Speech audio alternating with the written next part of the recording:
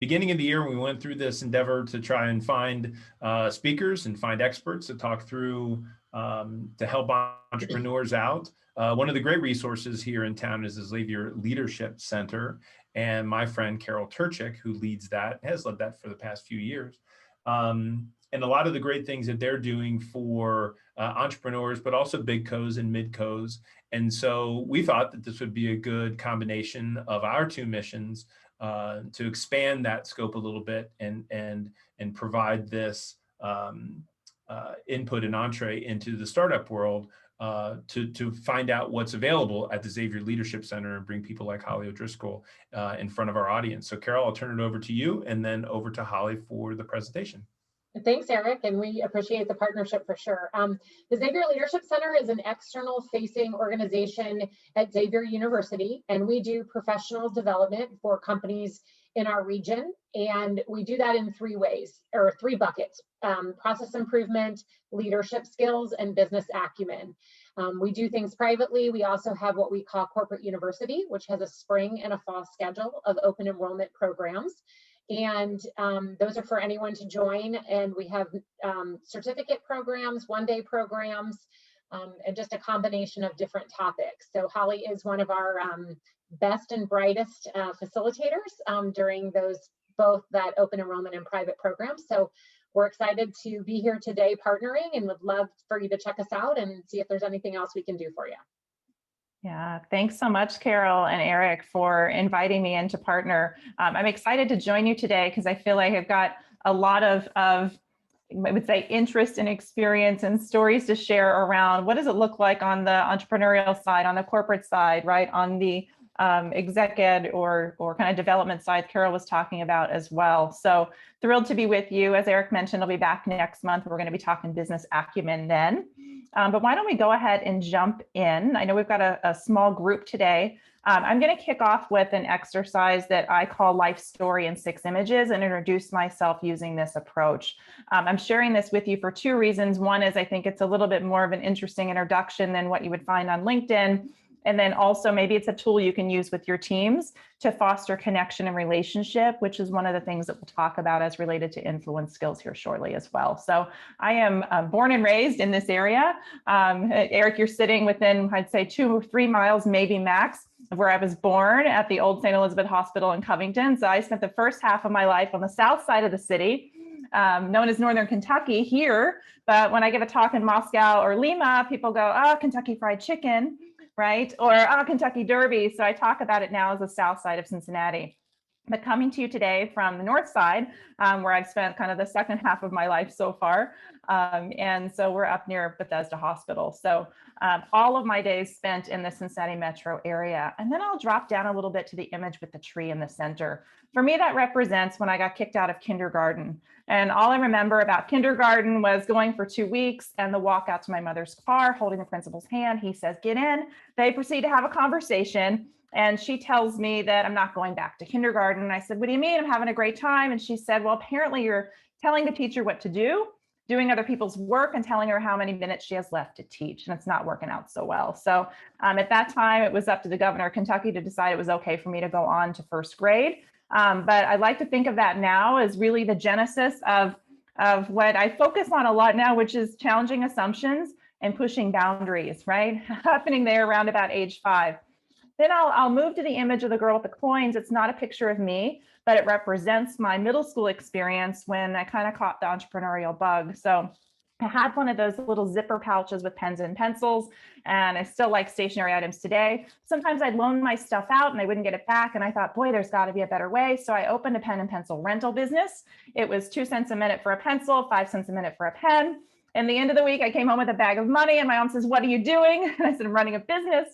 And she says, wow, why are you doing this? Don't rock the boat. Just go with the flow and everything's going to be okay, right? Don't you remember kindergarten? And so I think we hear these messages of don't rock the boat, go with the flow. And I don't think they're helpful, right? We hear them very early in our lives. Sometimes we get those via education. Sometimes we get those via corporatization. And certainly feeding the entrepreneurial spirit is everything but that, right? How do you push harder? How do you explore just the edge of what's possible and to go after that with everything that you've got? So these themes kind of have continued into my professional life as well. In 1996, I joined P&G in the engineering organization, where I spent about the first 6 years focusing on microemulsion characterization in the engineering department. I didn't love that. I went back and got an MBA, moved to the commercial side of the business, and spent the remaining 16 years on that side, doing a lot of innovation strategy and leadership work, using this underlying philosophy of all things human-centeredness, often known as design thinking. So we'll talk more about that as related to influence today as well. But what was really great about my final years there is they let me start up my company before I left. So I started it up about a year and a half before I left P&G. My business is Ampersand Innovation, where we do kind of the human-centered approach to leadership strategy and innovation. But they said, don't work with a competitor. We don't own what you do, and take vacation to run your business and we're good. And so when I ran out of vacation, I quit, which was kind of fall of 2018. So we've been focused in that space ever since. And one of the places that I love to partner with is Xavier Leadership Center. So love playing a role there as well. And the bottom right here represents my family. My kids are now 16, 13, 11, and 8. My husband's a commercial banker. Every day for us is a prototype. You don't know what you're going to wake up to. And so really applying the mindset of this idea of human-centered innovation and design thinking, certainly in our personal lives as well. So that's my life story in 6 images. I hope you found that more interesting than the stuff you'll see on my LinkedIn page. But why do I do that? One, you've got a tool that you can go back and use with your teams. And what we find is this approach to really hearing people's stories, understanding what makes them tick, is a really important step in driving that path of influence forward and driving that success. So with that in mind, I'd love to hear, what do you see? I'd love to see these pop up. And how big is our group now? Maybe we can even, 12. You can come off of mute and kind of say what you think. If we've got a bigger group, sometimes that's a little bit harder. Would love to hear from you on what do you think some great characteristics are of influencers that you've seen be really effective in driving change and driving mindset shift as well. So I see somebody popping up in the chat here. Credibility, Eric. Yeah, absolutely. How do you signal that? Yeah, relatable. And if you want to come off of mute, by all means. Yeah, but this ability to connect, right? And as I did the life story in 6 images, really intending to come after both of those, right? To humanize the experience and to really show up in a way that you can go, oh, okay, she's got a backstory too, like everybody else. Yeah, empathetic and honest. Yeah, these things really matter. Integrity. Yeah, we'll talk about that in a bit, Eric, for sure. You don't ever want to compromise the reputation for any of the work that you're doing. Integrity is so important. All right, so some of these characteristics that are showing up, absolutely, right? We know what it looks and feels like to be influenced and to see what a great influencer does. Thanks, Greg. Domain experience and kind of positive swagger, right? That energy and vibe that you get from some people and others where maybe that's still missing for you. So these things are all really important. And so as I think about our flow and focus today, right, we just have an hour, but I'm going to talk through 3 points, right? This idea of kind of keeping it simple and keeping it actionable. First point we're going to talk about is situational awareness. So what does that mean? We'll dive into that as well. And how do you kind of read the situation, read the room? Second is around empathy for stakeholders. So how do you know what you know about the person you're trying to influence, and how can you do that intentionally versus allowing that to happen serendipitously? And then the third piece is around relationship management, right? When you think about influence, right? This idea of integrity, this idea of trust, so important. And wow, it's really hard to imagine influencing anyone if those 2 things aren't shining through. So let's go ahead and jump in.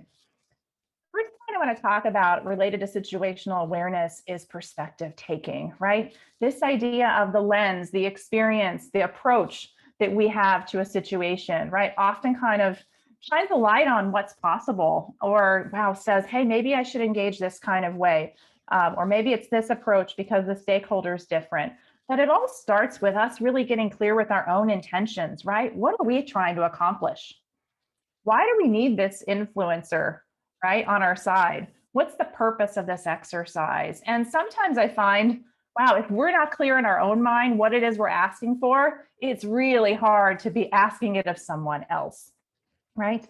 Whether that is an investor or a consumer or convincing a business partner to come on board with you, right? If you don't really know what it is you're asking for or trying to influence them to come on board with, wow, it's really hard to figure out how you're going to do that effectively if you're not clear up front.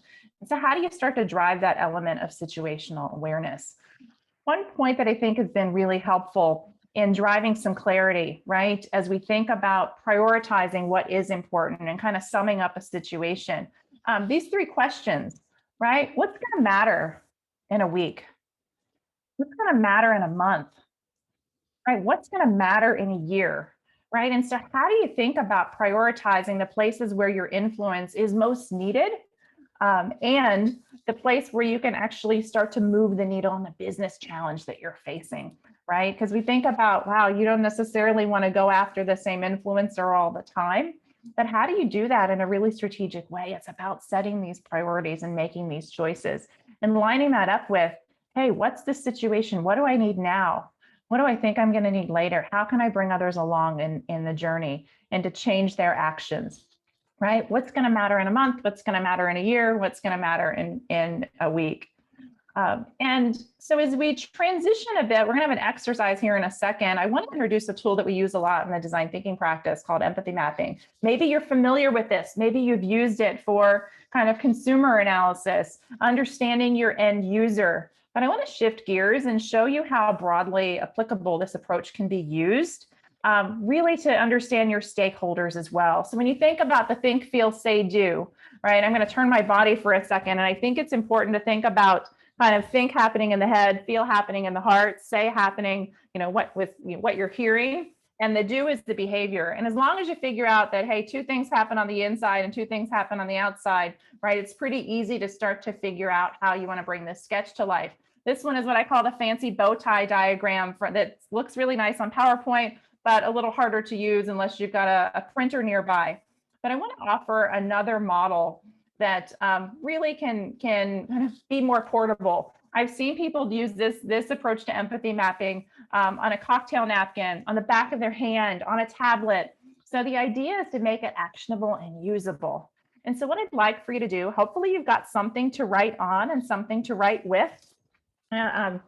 Eric and I know both have the Moleskine books because we had a conversation about that earlier this week. There you go, right?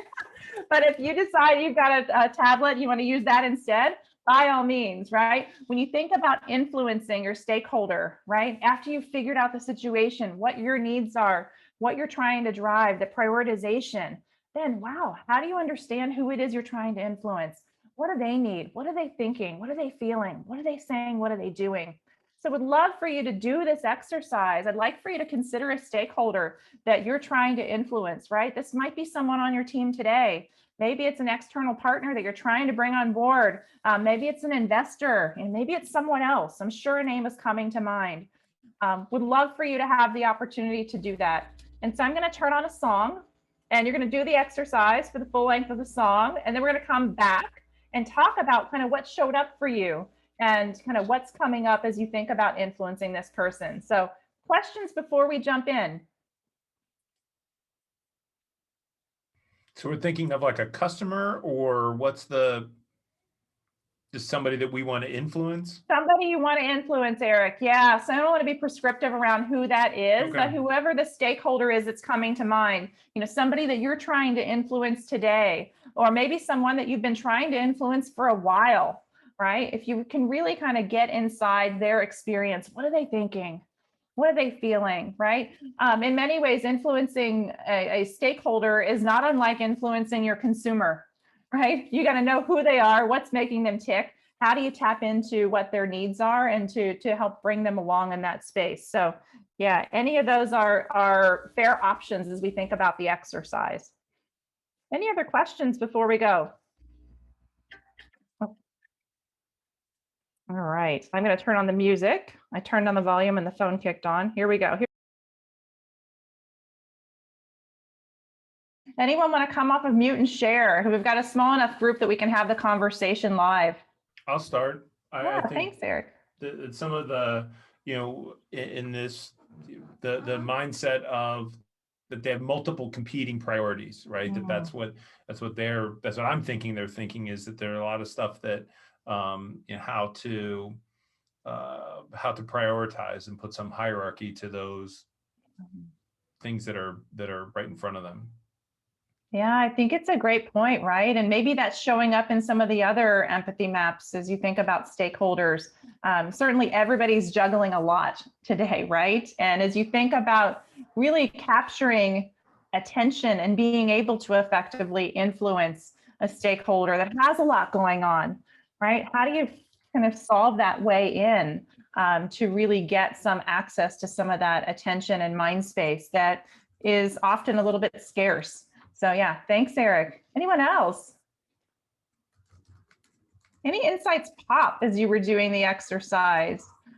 One of the things that's also really useful to do as you're thinking about empathy mapping is doing this on yourself up front before you enter an influencing situation, right? What are you bringing into the conversation? What are you thinking, feeling, saying, doing that might be impacting the outcome, or maybe your energy or how you're showing up?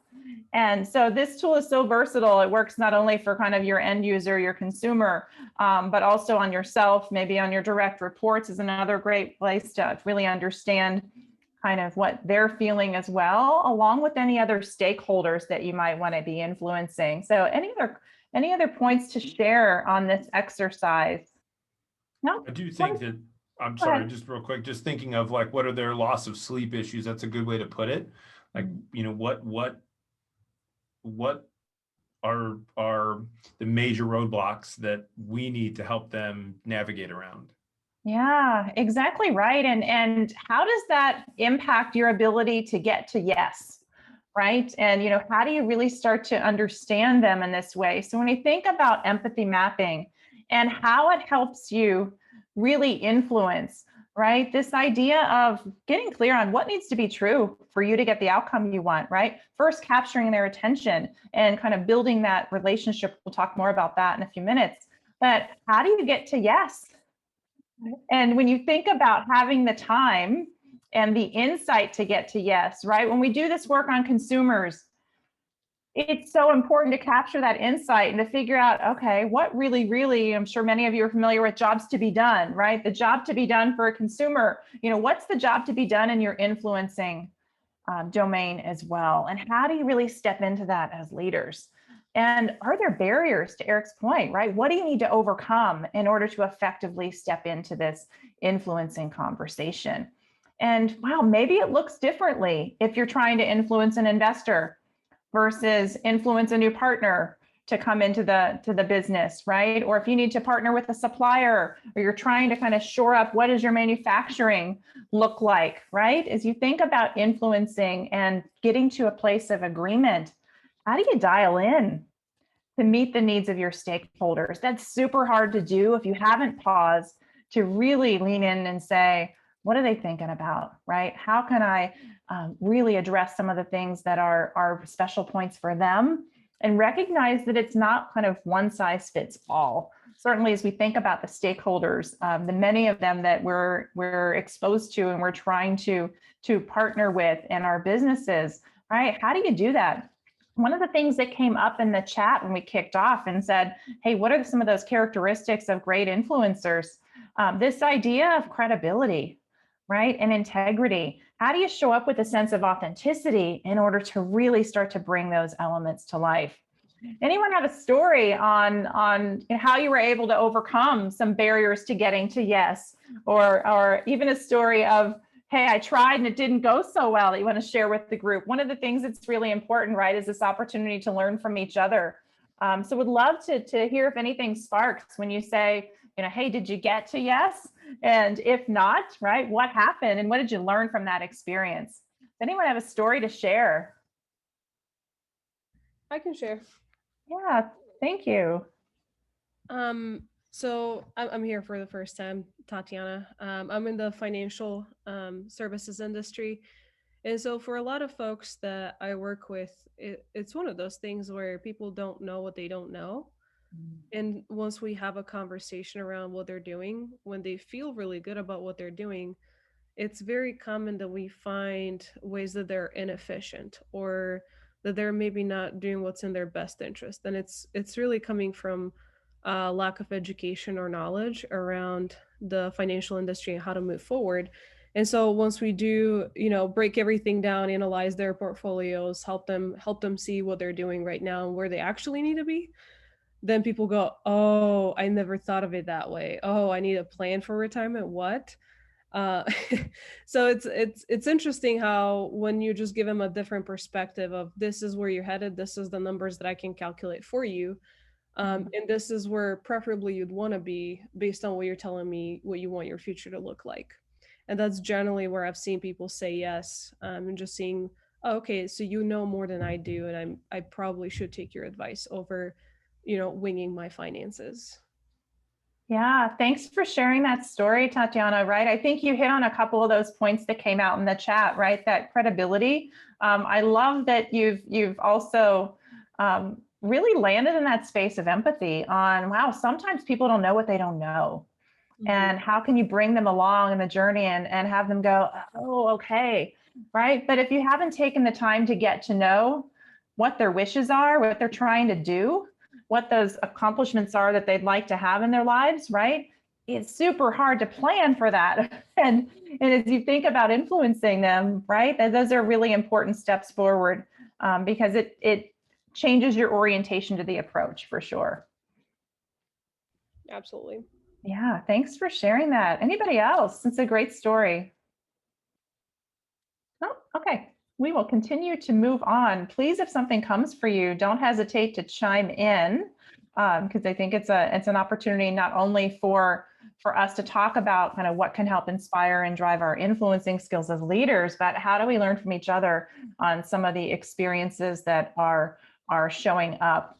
I'll share one as well, and this is one that I offer to a lot of people that I mentor. So if they want to go and try something on, whether that's a different role or maybe a more flexible schedule, or to really take on learning in a different kind of capacity to expand their skill set, if they're concerned around permission from their leaders or from their managers, one of the things I often inspire them or coach them to do is to explore that through the lens of, what's an experiment that we can run, right? Maybe you can't get a forever yes, but you might get a yes for the next 3 months, or you might get a yes for the next 6 months on, hey, let's set up some parameters to run this experiment to figure out what that might look like. Maybe you can get a special assignment in a different part of the business that will last for 3 months or 6 months. Maybe that turns into a permanent thing, but maybe that can't be something that the stakeholder can commit to in that time. So as you think about kind of minimizing risk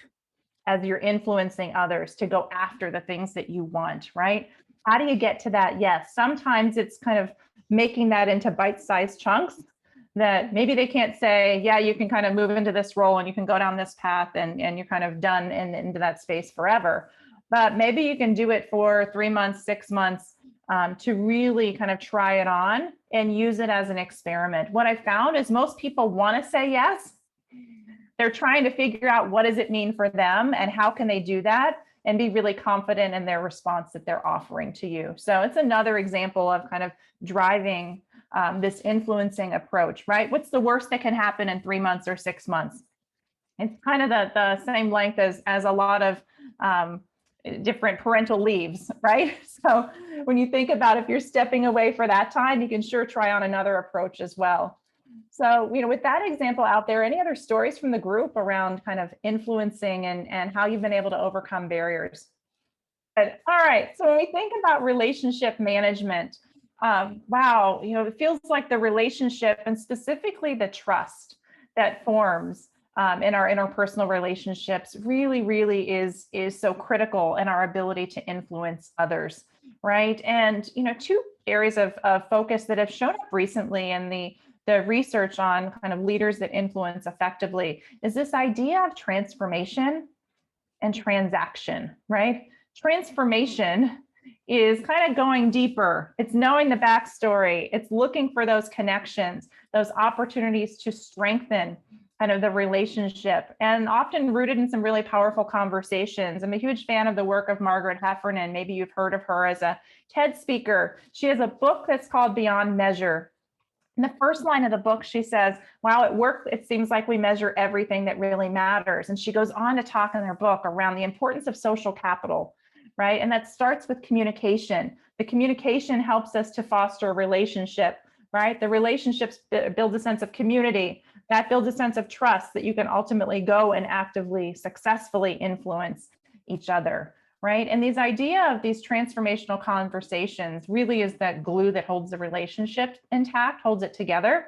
And transactional experiences, conversations kind of blow that up, right? They don't bind us together because there's not more depth, right? Transaction is kind of yes, no, or sign here, right? Not what's the backstory, what are you buying into?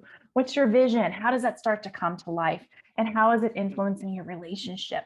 Right? How is it showing up in those kinds of ways? So when you think about relationship management, we talked about situational awareness, right? On knowing what you want to try to read the room and read the situation in a way that helps you prioritize your area of focus, right? Empathy mapping for your stakeholders and often yourself to understand your own self-awareness of what you're bringing into the conversation, but more importantly, for your stakeholder to understand how to approach them. And then now sitting in this space of relationship management, you're probably familiar with a lot of the EI work from Dan Goleman. This is a snapshot from an HBR article from a while back, but wow, these elements and factors that show up here really still ring true. And I want to highlight a couple of them as related to influence today. This idea of self-awareness, again, we talked about empathy mapping being a really great way to do that, but focusing on wow, what's the impact you're having on others? How are you showing up? Are you getting the feedback on how your style is helping you be more effective or maybe holding you back? When you think about this space for kind of suspending judgment, we talk a lot about choosing curiosity over judgment. How do you lean in with a question instead of something that feels a little bit more like a judgment in that way? This idea of trustworthiness, and I'm going to ask you in a bit to do another exercise on this as well, but trustworthiness and integrity, highly linked to people who effectively influence others. And I'm sure if you were to stop and imagine a leader who maybe didn't necessarily bring trustworthiness and integrity, right? You're less likely to be influenced by them because you don't want to go on that journey. But when they have those traits of trustworthiness and integrity, it starts to change the conversation, right? This idea of comfort with ambiguity. If we haven't learned that one over the past year or 14 months, right? I don't know what's going to teach us more effectively than life in the pandemic. This idea of kind of navigating ambiguity, but also signaling this openness to change, this openness to being wrong. And how do we signal to others that, wow, you know, it's not about being right or wrong, right? And getting something wrong doesn't mean there's something wrong with you. But how do we sit in that space together to really increase our level of effective influencing? Empathy, we hit on this a bit earlier as well. And kind of the last areas around kind of the social connection, the relationship piece, right? Rooted in effectively building and sustaining our relationships, and often from an internal focus with teams as well. So you get a copy of this as well. And maybe it's something you want to go back and reference as you think about kind of your own journey towards building more influence in yourselves, in your teams, and the partners that you work with as well. So would love for you to take on another exercise now, really rooted in getting intentional about relationship management. So if you think about the interaction that maybe you had teed up in the empathy exercise with a stakeholder, if you're going to go after that stakeholder and try to bring them along to shift their mindset to influence them effectively, how might you signal that you're trustworthy, that you're bringing integrity to the conversation, to the relationship, right? And how do you want to show up? What do you have to give? And then I think this is so important, right? When we think about our reputations are built over a series of experiences, right? It's not one and done. It's a series of experiences. Maybe that's one conversation, one experience, one behavior, one moment at a time that builds over the course of months or years. And wow, how do you want your stakeholder to really remember that interaction with you, right? You're offering an opportunity to more effectively influence in the future every single interaction that you have, right? Specifically when we think about kind of bringing to life this space of trustworthiness and integrity. So with that in mind, I'm going to turn on another song. We're going to have a few minutes to kind of work through this as well, but wanted to give you an opportunity today to actually do some doing, right? We can probably all kind of come to a session and soak up some content, but I wanted to give you some time to really try to bring this to life, to add value that maybe you don't have the time to do this right now, but will make time to do it today, such that you can get intentional about your relationship management and how you want to show up with your stakeholders. So I'm going to turn on the song. This can just show up in your notebook again. And here we go.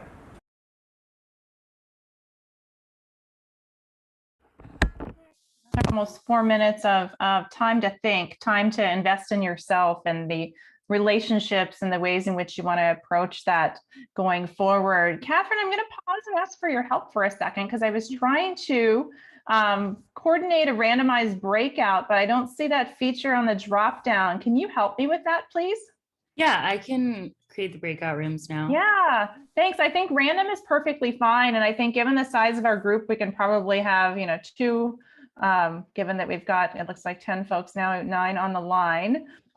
Would love for you to go into a breakout for a couple of minutes and have a conversation to learn from each other, right? One of the things that I think we miss so much about being together in person is that opportunity to connect and network and learn from each other. So if we can have a few minutes in the breakout, Catherine, let me check the time.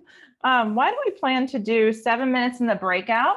So everybody has a little bit of time to chat and contribute. And then we'll come back and kind of debrief that in the large group. And I'll offer you some closing remarks and we'll prepare to wrap. Yeah? Okay. Thanks, Catherine.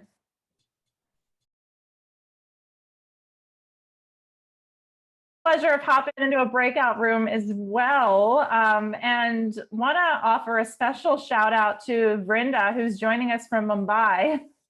It's evening there, certainly in India. And wow, what a really great effort and commitment to learning that she's making by not only joining in her evening, but from the other side of the world. So thank you, Vrinda. Such a pleasure. Yeah, such a pleasure to have you for sure. All right, so I know we had 2 breakout groups and would love to hear any of the themes that emerged from the conversations that you had with each other, right? Anything show up for you as you think about kind of signaling your openness, your trustworthiness, your integrity, right? How do you want to shore up your reputation? What do you want people to remember about the time they spent with you in this influencing situation? Anything pop up in your breakouts that you want to share with the large group? I'll just share real quickly. I think that what we came up with was making sure that it's worth people's time, making sure it's efficient, like there's some value to it. There's either an exchange of information, and it should be quid pro quo. What can I do for you? Not just what can you do for me, but really that's how I would summarize it, making sure that it's time well spent. Yeah, right. Especially when you've got a full head and a full calendar, right? Of a variety of priorities. Those things really make a difference. Thanks, Eric. Yeah, anybody else? I'll go. In my talk with Tatiana a little while back, it was more in terms of building that trust and giving the right advice. And if you do it time and time again, people actually come back to you with the trust. And that is how you signal integrity. Yeah, right. Yeah, those opportunities to show support and also get support, as Eric mentioned, right? And this opportunity to kind of come back again and show up in this way that's really focused on integrity. Some really terrific ways to bring that to life. So when we think about kind of really increasing our ability and effectiveness to influence, right? Hitting on those 3 points of what's the situation, how can I really deeply understand kind of what's important, and how do I prioritize those elements? This sense of empathy and connection and trying to understand your stakeholder, right? How do you do that in a way that really helps you dial in your approach such that it's not one size fits all? And certainly we've learned that from our consumer work as well, and some of the personas that that maybe we've developed over time for our businesses. And then this idea of relationship management, as we think about kind of how this has shown up in COVID times, right? One of the reasons for sending you to the breakout today is to drive that opportunity to have a connection, to have a dialogue, have a conversation, even if it's a short one, right? To have an opportunity to say, hey, what do you think? Here's the experience I've had. And how do we do more of that, right? It's kind of magic that happens when we do see kind of the face on the screen, right? I know sometimes that's not always available to us, but when you can see the faces and you can kind of read into that emotional state, it's a really great way to start to strengthen the relationships. You know, there's some great work that's come out of Carnegie Mellon and MIT on collective intelligence in groups. And what they say is this idea of social sensitivity is so important. And that's kind of reading the expressions and the emotional states of others. And wow, when we do that, we can more effectively influence and strengthen our connections. What they've shown in their research is that kids as young as 6 months are able to tell the difference between a recorded video and a FaceTime call, something that's happening live. This is part of our humanity, to build relationships in this way and to understand and to ask questions and to offer support and get support in return. So some really great principles to kind of keep in mind as we think about advancing our effectiveness with things like influencing, especially in a startup environment where sometimes it's hard to know exactly kind of what that next step might look like. So any questions before we prepare to kind of wrap up today? Questions, comments, feedback? Maybe one thing that's kind of come into mind for you that maybe you can do differently as you think about building your influence skills? No? Okay. All right. Well, when I think about kind of what's ahead, I think there's a couple of sessions in between, Eric, right? But I will be back with you next month.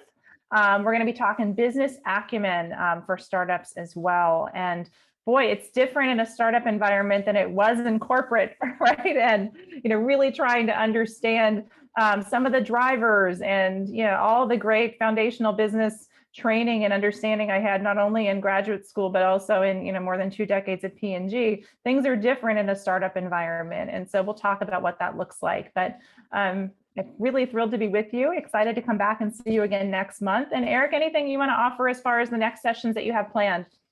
No, let me just put that, I think, or I'll Catherine, stop share. There you go. Oh, there you go.